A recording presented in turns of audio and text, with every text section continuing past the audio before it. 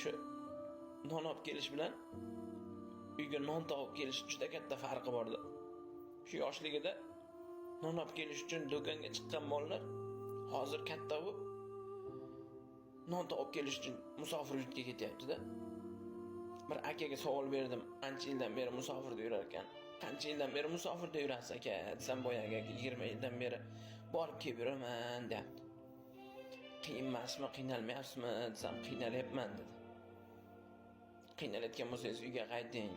O'limdan qo'rqmaysizmi deb savol berdim. Boyagi aka kulib, uyda 10 kishini qiynalganidan ko'ra musofir yurtda bir kishini qiynalgani yaxshiroq. Bir kishini qo'li qora bo'lgani yaxshiroq.